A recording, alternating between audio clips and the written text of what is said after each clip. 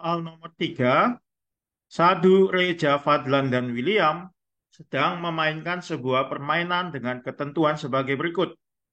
Setiap orang memiliki sebuah kelereng yang akan diletakkan pada salah satu petak pada papan catur berukuran 8 kali 8 secara acak. Satu petak boleh diisi lebih dari satu kelereng. Permainan dimulai dengan Sadu, Reja, dan Fadlan berdiskusi untuk menentukan posisi kelereng mereka.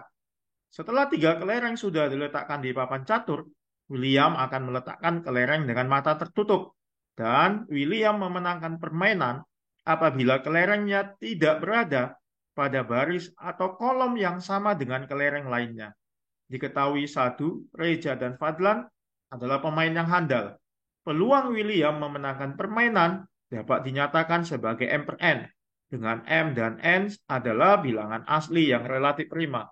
Nilai dari M tambah N adalah pemain yang handal dikatakan adalah pemain yang mengetahui strategi terbaik untuk mengalahkan lawannya. Atau dengan kata lain, pemain yang membuat lawannya memiliki peluang sekecil mungkin untuk menang. Oke, baik. Langkah pertama kita akan coba gambarkan dulu eh, papan catur ukuran 8 kali 8-nya. Ya, misal ini papan caturnya ya.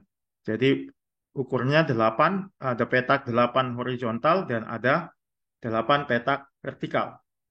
Oke, dikatakan bahwa tadi 3 orang pertama Sadu, Reja, dan Fadlan itu akan membuat kelereng mereka eh, di mana mereka mengusahakan supaya William eh, peluangnya untuk menang sekecil mungkin.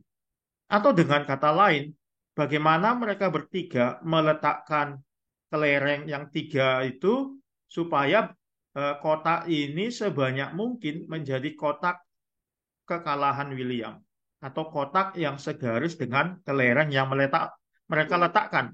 Ya karena di sini dikatakan William akan kalah atau William akan menang kalau kelerengnya tidak berada pada baris atau kolom yang sama dengan kelereng lainnya. Berarti kalau nanti sebaris atau sekolom dengan kelereng yang sudah mereka letakkan, itu adalah kekalahan William. Jadi mereka bertiga akan berusaha membuat semakin banyak kotak yang segaris dan sekolom dengan kelereng yang mereka letakkan. Oke, strateginya yang pertama, si Sadu pasti dia meletakkan secara acak ya, karena belum ada kelereng yang diletakkan. Kita misalkan kelereng yang diletakkan si Sadu itu di sini. Ya, sehingga eh, petak-petak yang segaris dengan eh, kelereng yang diletakkan si Sadu itu di sini. Ya, ini yang ini sebaris, yang ini sekolom. Jadi seandainya si William meletakkan di petak-petak ini dia akan kalah ya. Kita sebut ini sebagai petak kekalahan William. Jadi banyak petak kekalahan William setelah si Sadu meletakkan kelerengnya itu ada 15 ya. Jadi yang di sini 8, ini 8, tapi di sini hitungnya 2 kali ya. Berarti 8 tambah 8, 16, kurang 1, 15. Oke, kelereng yang kedua, tentu supaya petak kekalahan William itu semakin banyak, ya si Raju tidak meletakkan kelerengnya di bagian ini, di bagian petak kekalahan William. Pasti dia akan meletakkan di bagian yang lain. Karena sini sudah pasti petak kekalahan William. Dia tidak mungkin membuat di sini lagi, ya. Nah, pasti dia meletakkannya di tempat lain. Contoh, dia meletakkan di sini. Jadi kalau William meletakkan kelerengnya di sini, maka petak-petak yang sebaris dengan kelereng tersebut maupun sekolom dengan kelereng tersebut menjadi petak kekalahan William. Perhatikan sama dengan yang tadi ya, ini 8 petak, di sini terhitung 2 kali, kurangi 1 jadi 15, lalu di sini tadi sudah terhitung, kurangi 1, 14, di sini juga sudah terhitung, kurangi 1, 13. Berarti ada tambahan 13 petak. Kekalahan William setelah orang kedua yaitu si Reza meletakkan kelerengnya. Selanjutnya orang ketiga yaitu Fadlan akan meletakkan kelerengnya di petak yang bukan peta kekalahan William ya. Kalau di situ diletakkannya itu kan akan sia-sia, mubazir ya. Dia akan mencoba meletakkan di tempat lain sehingga peta kekalahan William nanti sebanyak mungkin ya. Jadi di peta yang belum ditandai garis. Contoh di sini. Nah, di sini kita coba buat kelereng ketiga yang diletakkan oleh Fadlan. Kalau dia meletakkan kelerengnya di sini, maka petak yang ini yang sebaris dengan kelereng tersebut dan petak yang ini yang sekolom dengan kelereng tersebut menjadi petak kekalahan William. Ada berapa banyak?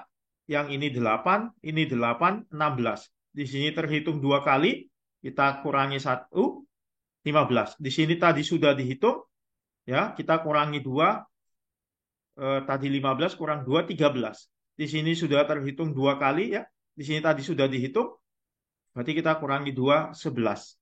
Berarti ada 11 tambahan petak kekalahan William.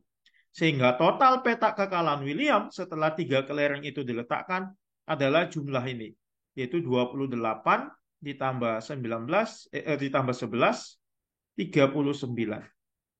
Sehingga sisa petak yang menjadi kemungkinan William untuk menang, ya, sisa petak itu adalah petak kemenangan William, yaitu sebanyak ini kan ada 64 petak, kita kurangi dengan 39, kita dapat 25. Jadi ada 25 petak jadinya yang menjadi kemenangan William. Oke, selanjutnya peluang William memenangkan permainan itu M. Jadi M per N ya. Kita bisa tulis peluang William menang itu adalah banyaknya petak yang membuat William menang itu 25 dibagi dengan banyak keseluruhan petak 64. Dan ini sudah sederhana ya, karena FPB 25 dan 64 itu satu. Oke, jadi ini kita misalkan sebagai M per N. Sehingga kita dapat M-nya 25, N-nya 64. Yang ditanya adalah nilai M tambah N. Jadi M tambah N sama dengan 25 tambah 64, jawabannya 89. Kita jawab opsi yang C.